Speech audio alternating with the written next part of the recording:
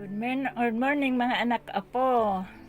Salamat sa inyo sa pagtanggap natin ng bagong taon. Nawa pagpalain tayo ng ating Panginoon. Sabi niya sa Mateo chapter 5 verse 8, pinagpala ang mga dalisay sa puso sapagkat ang nakita nila ang Diyos. O Lord Jesus, ito na mga anak apo, mga nakikinig sa akin ngayon umaga, na nawa pagpalain tayo sa darating na 2026. Pagpalain nawa tayo ng Panginoon sa araw-araw natin, lalo na sa ating mga kalusugan, sa ating mga hanap buhay. Kaya ang Diyos ang nakaalam sa ating mga kalagayan o sitwasyon. Kailangan magtiwala tayo sa Kanya at lagi tayong dumudulog at magtiwala sa lahat ng mga bagay. Walang magawa ang ating masarili kung wala ang Panginoon. Kaya ngayon umaga, lalabas tayo mga anak apo, silipin natin sa labas. Ano na ang mga kalagayan doon sa labas. Kaya patuloy natin to maya-maya. Tingnan natin ano naman yung mga palabas ngayon. Ang mga labas, tingnan natin doon sa labas. Kung ano ang nangyari doon kasi New Year na mamaya. Silipin muna natin, i-share ko sa inyo lahat. Tingnan natin kung ano yung mga ginagawa doon sa labas habang tayo ay nagmamasid sa darating na bagong taon. Kasi mamaya mga anak ako, baka may putukan dito. Pero pinagbawal kasi yung putukan. Pero salamat sa ating. Kailangan talaga tayo mga anak, makadepende tayo sa ating Panginoon. Na pagpalain nawa tayo sa 2026. Kasi silip tayo nga dito.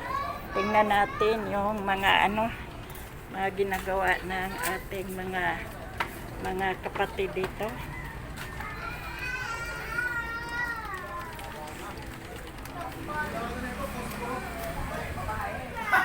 Ayan, kita natin na may mga mga prutas.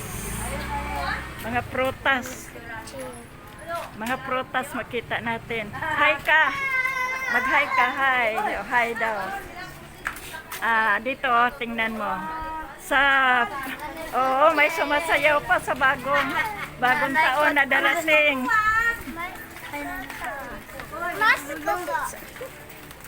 Amen. Tingnan natin. Ang paniwala sa mga tao ngayon, pagtanggap ng bagong taon, ang paniwala natin, pag may mga prutas, punong-puno ng biyaya. Pero ang biyaya, sino ba? Walang iba kundi yung ating Panginoong Hesukristo. Libo-libo man ka prutas, kung walang Kristo, walang biyaya. Hallelujah sa inyo lahat. Tanggapin natin ang bagong taon ng maluwang na puso para tayo pagpalain ang Panginoon. Kailangan tayo nakadepende sa Kanya, hindi sa aming mga sarili. Pagpalain mo kami, Panginoon, sa darating na 2026. Praise the Lord. Amen. Kita natin. Sa iba naman dito. Ay!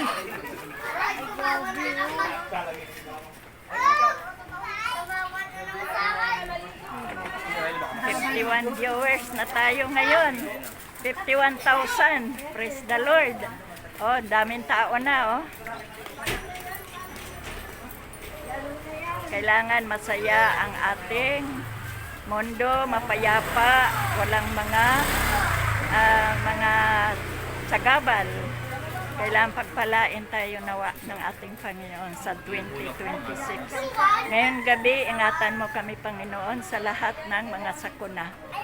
Itali mo sa yung kaaway kasi ito yung gumagawa ng kabuluhan dito, walang kabuluhan sa aming mga buhay. Kaya tingnan mo dito, prutas uli. Yun ang paniwala ng mga Kristiyano.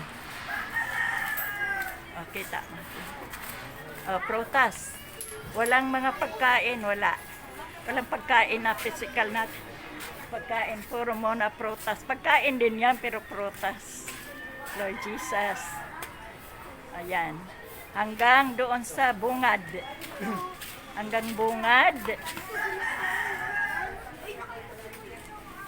Marami pa doon sa dulo. Kaya nawa, pagpalain mo kami, Panginoon. Dito ang ordinansa sa amin, sa mga aso. Kita natin may mga aso. Pero sabi ng ordinatin ngayon sa gobyerno, huwag pabayaan ang mga aso na tumatay sa bawat mga kung saan-saan. Kailangan malinis yung ating kalsada para walang mga sakit tayo. Kasi ito ang nagdala ng mga sakit. Kung may hi ka ta. Hi ka. Nag-vlogs ako. Amen. Amen.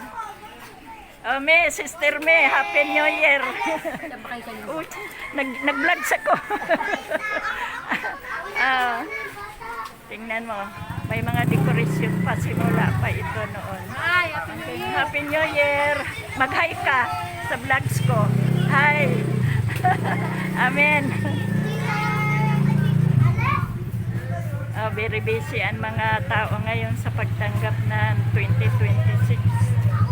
Kaya ngayon ang mga pusa, bawal na ang mga pusa na magtai sa mga karsada. May mga multa. 500 to 1,000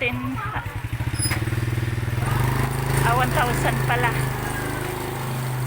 ang multa sa mga tumataing aso. Kaya tama yun para malinis yung lugar natin na walang nakahiya kasi sa mga bisita pag marumi yung daan natin. Tingin natin puro mga tae, Lord Jesus. Kailangan malinis talaga yon. Ang gusto ng Ginoo, malinis na kapaligiran para malinis din ang ating mga puso. Praise the Lord. Hallelujah.